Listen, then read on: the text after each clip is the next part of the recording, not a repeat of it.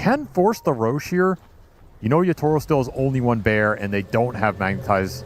They don't have BKB, so I think this is an okay Roche force. It's a little slower. You don't have Supernova. But you still have BKB on Makoto, and you're stronger right. Reasonable play. This could be pretty nice on this. So it'll get the kill eventually. Got to get to that Ag somehow. He's a long ways away from that one. There's a cart in this game. Commit. BKB couldn't kill. Now TP's out. Who's this else? MTV is pretty low value on Sven, generally. It's not the item you want to buy here. You gotta do it, I guess. Surprised he's not wanting to go Bloodthorn, though. I feel like Bloodthorn is the preferred. I guess, yeah, the bear can dispel it and stuff. Yeah. It's a catch. Between BKB and the dispel from the hero. Ooh, a pick Nice off. assassination. These supports have been playing around each other pretty well, but at the same time, they get the initiation on Laurel. He goes for the BKB kick away roll, but it's too much. Better pick off. That is a long time without her spirit on the map. Is it enough for Aurora to consider going high ground? Because they're dealing with these rat shenanigans. Another attempt here from the bear to go for the Phoenix. Almost got him. Good lord. Survives just 70 HP. One more swipe of the bear would have been a second support kill. Absolute menace. Such an obnoxious hero to play against.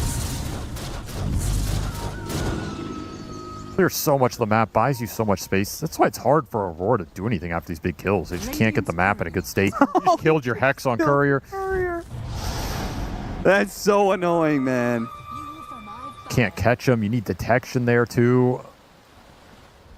More initiation for Collapse. A Scythe of Ice to guarantee the spear landing. Really big pickup for him.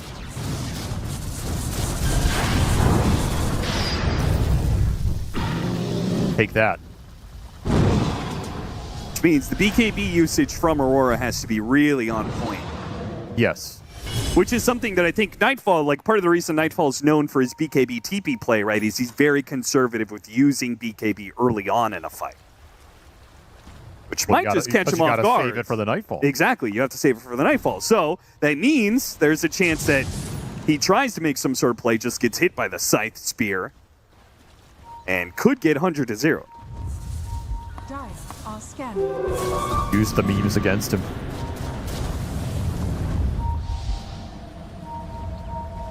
Impressive timing to smoke here for Aurora. No Aegis, but they have Satanic on Nightfall. Love's going to break it from the low ground, trying to get the initiation. He got off the BKB, hit him with the Scythe, hit him with the Spear. Oh, he's in trouble. Nightfall's in trouble, he's dead. Collapse. Nobody had any saves for him. Kaori's going to be run down. Now WS is going to pop the Stampede to get himself and Makoto out of here. Can Makoto survive, though? It's tough to escape the Earth Spirit. BKB is only going to last so long, and Laurel's just going to keep up to him, slowing him down long enough for the lone Druid. The bear gets here. He's surrounded. You called it exactly. He was conservative with the BKB, and you can't be conservative here against probably the best stunner in the game. Just instant Hex from Collapse. And see you later. The second you're Hex, where was the disruption, though? Could Mira just not get there in time? Did he get tagged by something?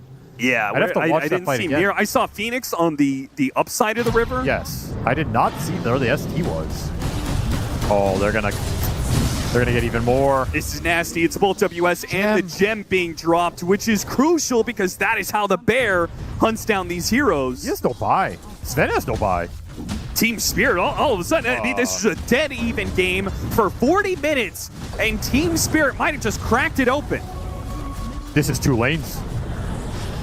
Potentially more. There's another Nightmare initiation. Got him on the 4-staff forward to make the kill even easier. They're collapsing. Aurora are just falling apart. They're getting collapsed. That's the LD gameplay. If you fumble once, this hero takes advantage of it at such a fast pace. Your base disappears, objectives disappear. You can cross the map so quickly. 2 lanes to barracks open for the taking. There's a tier 2 at top.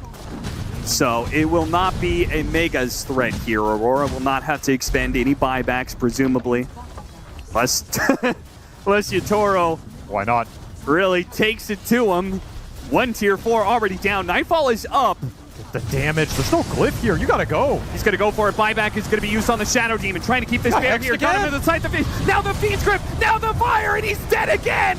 Nightfall dead before Makoto even comes back up into play, and Team Spirit might just end the game here, and now they're done. Aurora collapse in under 3 minutes. A dead even game into a one-sided domination. Collapse does it again. And some of that you have to point to Nightfall. It's all over. And this is the problem with playing against Lone Druid, is that I feel like Aurora was playing very solid. They were always in. We talked about teams rate Lone Druid differently. Some teams think it's really good still. Some teams don't think it's very good and they don't pick or ban it, whatever. But you can understand, watching a performance like this, why teams do ban it sometimes, because it is so annoying. It is so difficult to play against, where you can be like 95% clean on your execution, and guess what? You're not good enough. You need to be 100% clean, because otherwise this guy will riot you, and then he will kill you once and then take your base. Yeah, I think both games there was this kind of Lone Druid. In the first game there was a Nature's Prophet, and Spirit plays so well around these pushing waves, causing chaos, and as soon as you slip up once, suddenly like boom, everybody's just getting jumped, and you're not expecting it from the Mars of the Hex, and the game just fell apart instantly. It is heartbreaking to lose like that when you feel like you're in control most of the time. Yeah, I think this is, I mean, it was just, it's, when you look at this, when you looked at the games, you were imagining, oh, there's going to be a game 3, and now Aurora, well, not for them. So that was a tough ending.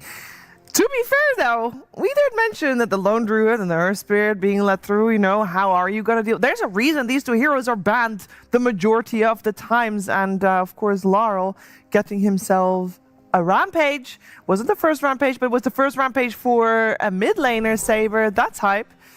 It's incredible. So there's like rampages where the carry just kind of collects all the kills, but for this scenario, I just feel like it's all Laurel. They get this first kill, they kite super well, and I don't know, he's just like playing this fight so well. He kills the Phoenix now, beautiful kickback on this Sven here.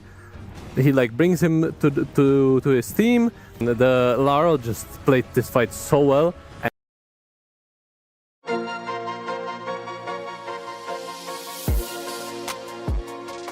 We are here at Valve with Gabe Newell and Pierre Lou talking about the Steam Deck, which is in front of us.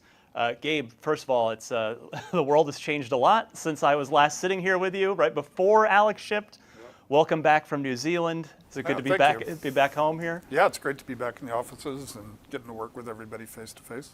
So the Steam Deck, we've been spending a couple days with it, and I'm really happy to be sitting down here with you. I'm curious, how did the idea for this first reach your ears? What was sort of the first moment where this came up to you? Well, a lot of times the conversations we're having internally are about, you know, what can we contribute? How are we adding something to the PC gaming community? So if you look at Index and Alex, that was for us trying to answer the question of, you know, how can we push forward when we're designing software and hardware hand in hand to allow us to take advantage of this new opportunity of VR. It was an important step, and I think it sort of lays the ground for future work we're going to be doing on both the game side and the hardware side. That's sort of how the conversation goes, is what are we doing that's going to move stuff forward? I think a lot of gamers have always felt that there's not a great mobile gaming hardware device out there for us to use. So if I'm a customer, I'm either using touch, you know, which is terrible for first-person shooters, or I have to go, you know, and that's the kind of thing where you're